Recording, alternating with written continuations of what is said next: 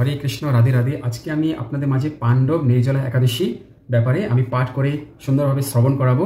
আপনারা আমার সাথে সবাই এই পদম মিলিয়ে মিলিয়ে চলবেন এবং পাঠটি শ্রবণ করুন। খুব সুন্দর একাদশী মাহাত্ম্য শ্রবণ, যে নির্জলা একাদশী ব্রত পালন করলে সেই জীবের কি পরম গতি হয়, এখানে খুব সুন্দর ব্যাসদেব এবং ভগবান শ্রীকৃষ্ণ স্পষ্ট লক্ষ্য করেছে। রাধে রাধে, হরে কৃষ্ণ সবাইকে। আজকে পাণ্ডব নির্জলা একাদশী। তো আজকে আমি আপনাদের মাঝে পাণ্ডব নির্জলা একাদশী ব্রত কথা শ্রবণ করাবো। তো আজকে একাদশী মহা শক্তিশালী মহাপবিত্র শ্রী পাণ্ডব নির্জলা একাদশী। আসুন একাদশী মাহাত্ম্য আমরা শ্রবণ করি। তো জ্যৈষ্ঠ শুক্লপক্ষের এই নির্জলা একাদশী ব্রত সম্পর্কে শ্রী ব্রহ্মবৈবর্ত পুরাণে শ্রী ভীমসেন ব্যাস সংবাদে বর্ণিত হয়েছে।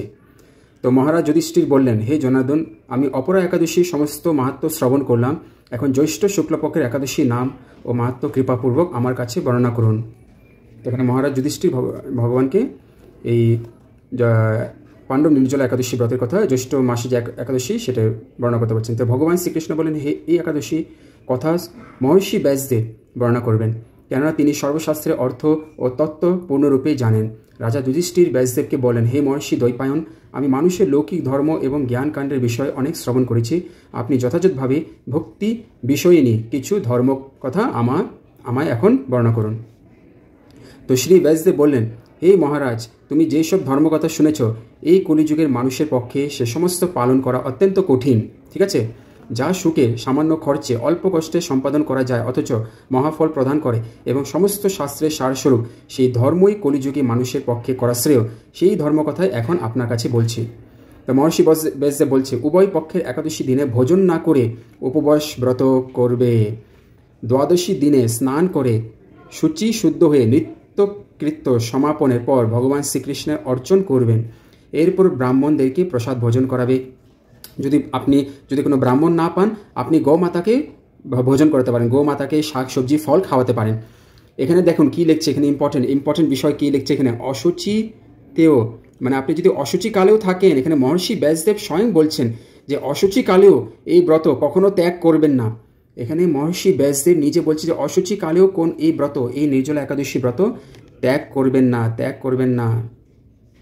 যে সকল ব্যক্তি স্বর্গে যেতে চায় তাদের সারা জীবন এই ব্রত পালন করা উচিত। যদি আপনি সারা জীবন স্বর্গে যেতে চান, সারা জীবন, তাহলে আপনার ব্রত অবশ্যই পালন করা উচিত।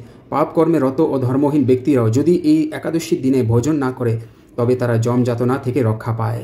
এখানে ব্যাসদেব স্পষ্ট বলে দিচ্ছে, যদি অশুচিকালেও এই ব্রত কখনো ত্যাগ করবে না। যদি আপনি স্বর্গে যেতে চান, তাহলে সারা জীবন এই নির্জলা একাদশী ব্রত পালন করবেন। সব কটা একাদশী পালন করা উচিত। যদি আপনি ভগবানের কাছে যেতে চান, জন্ম মৃত্যু বন্ধন থেকে যদি মুক্ত হতে চান সারা জীবনের জন্য। আরও শুনুন ব্যাসদেব কি বলছে। শ্রী ব্যাসদেব এইসব কথা শুনে গদাধর ভীমসেন অসত্য পাথার মতন কাঁপতে কাঁপতে বলতে লাগলেন, হে মহাবুদ্ধি পিতামহ, মাতা কুন্তী, দ্রৌপদী, ভ্রাতা যুধিষ্ঠির, অর্জুন, নকুল ও সহদেব, এরা কেউ একাদশী দিনে ভোজন করে না।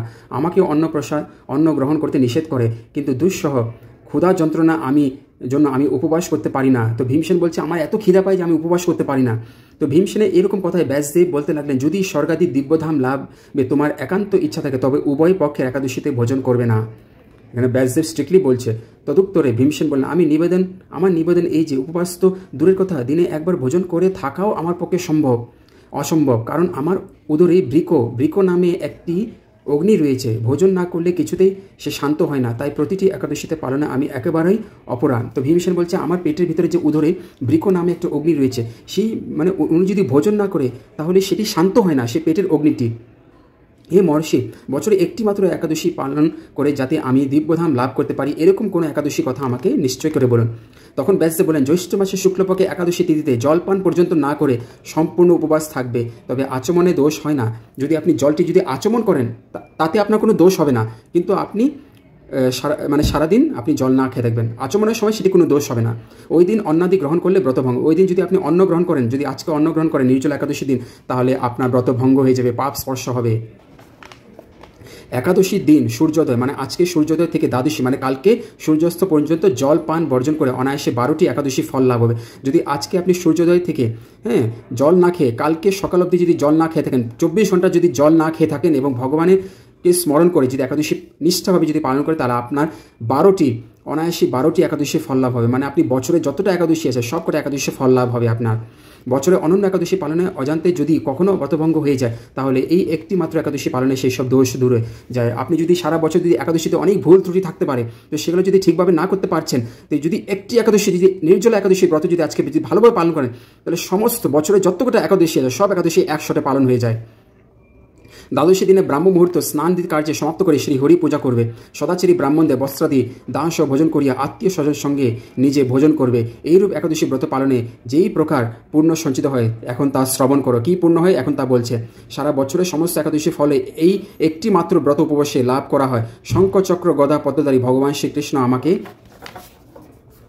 বললেন। তো ভগবান বিষ্ণু এখানে বলছেন, বৈদিক ও লৌকিক সমস্ত ধর্ম পরিত্যাগ করে যারা একমাত্র আমার শরণাপন্ন হয়ে এই নির্জলা ব্রত একাদশী পালন করে, তারা সর্বপাপ মুক্ত হয়, সমস্ত পাপ থেকে মুক্ত হয়ে যায়।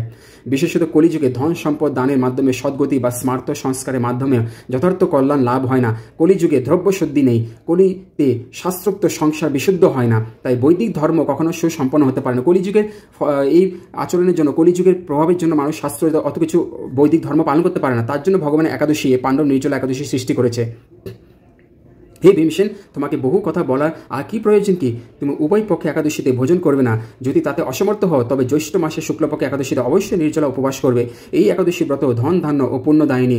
যম দূতগণ এই ব্রত পালনকারীকে মৃত্যুর পরও স্পর্শ করতে পারে না। পক্ষান্তরে বিষ্ণু দূতগণ তাকে বিষ্ণুলোকে নিয়ে যান। এই একাদশী পালন করলে বিষ্ণু দূতরা এসে তাকে বিষ্ণুলোকে নিয়ে যায়।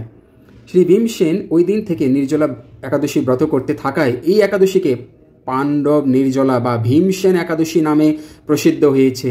এই একাদশীকে পাণ্ডব নির্জলা অথবা ভীমসেনী একাদশী নামে প্রসিদ্ধ হয়। এই নির্জলা একাদশীতে পবিত্র তীর্থে স্নান, দান, জপ, কীর্তন ইত্যাদি যা কিছু মানুষ করে তা অক্ষয় থেকে যায়, তাই কখনো খণ্ডন হয় না। যেই ব্যক্তি ভক্তি সহকারে এই একাদশী মাহাত্ম্য পাঠ বা শ্রবণ করেন, তিনি বৈকুণ্ঠ ধাম প্রাপ্ত হন। সেই যদি যে ব্যক্তি এই পাঠ শুধু এই একাদশী মাহাত্ম্য যদি পাঠ করে বা শ্রবণ করে, তারও বৈকুণ্ঠ গতি লাভ হবে। কিন্তু সে যদি একাদশী ব্রত পালন করে নিষ্ঠাভাবে, তাহলে তার একদম নো ডাউট ভগবান তাকে ভগবানের কাছেই নিয়ে যাবে। বিষ্ণুদূতরা এসে তাকে বিষ্ণু লোকে নিয়ে যাবেন। একদম জন্ম মৃত্যু জরা ব্যাধি থেকে গ্যারেন্টি, তার জন্ম মৃত্যু বন্ধন থেকে মুক্তি পেয়ে সে ভগবানের কাছে চলে যাবে। এই একাদশী সর্বশ্রেষ্ঠ। পাণ্ডব নির্জলা একাদশী হচ্ছে সর্বশক্তিমান সর্বশ্রেষ্ঠ একাদশী। সমস্ত একাদশীর মধ্যে সর্বফল প্রদায়ক হচ্ছে পাণ্ডব নির্জলা একাদশী। এর চেয়ে বড় একাদশী আর কিছু নেই, সবচেয়ে মহাশক্তিশালী একাদশী। তো বুঝতে পারলেন, এই হচ্ছেন আমাদের আজকে শ্রী পাণ্ডব নির্জলা একাদশী ব্রত কথা আমরা শ্রবণ করলাম। তো আপনারা সকলেই এই একাদশী ব্রত নিষ্ঠাভাবে পালন করবেন, তাহলেই ভগবান অত্যন্ত সন্তুষ্ট হবে আপনাদের প্রতি। হরে কৃষ্ণ, জয় রাধে। আপনাদের মাঝে এই পাণ্ডব নির্জলা একাদশী ব্রত পাঠ করালাম। তো আপনারা সবাই এই একাদশী অবশ্যই পালন করবেন, কারণ পাণ্ডব নির্জলা একাদশী হচ্ছেন ভগবানের অত্যন্ত প্রিয়।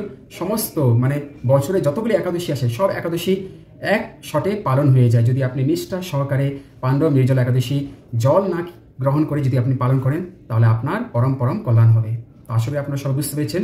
সবাই অবশ্যই একাদশী অবশ্যই পালন করবেন। যদি আপনি বছরে কোনোটা একাদশী পালন করতে পারছেন না ঠিকভাবে, তো এই একটি মাত্র একাদশী শ্রী ভীমসেনী একাদশী পাণ্ডব নির্জলা একাদশী ব্রত পালন করলে সব একাদশী অনায়াসে ফল একশোটে পাওয়া যায়। তো আশা করি আপনারা সব একাদশী ব্রত পালন করবেন। তো ভগবানের সন্তুষ্টি বিধানের জন্য এটি আপনাকে পালন করতে হবে। হরে কৃষ্ণ, জয় রাধে, হর হর মহাদেব।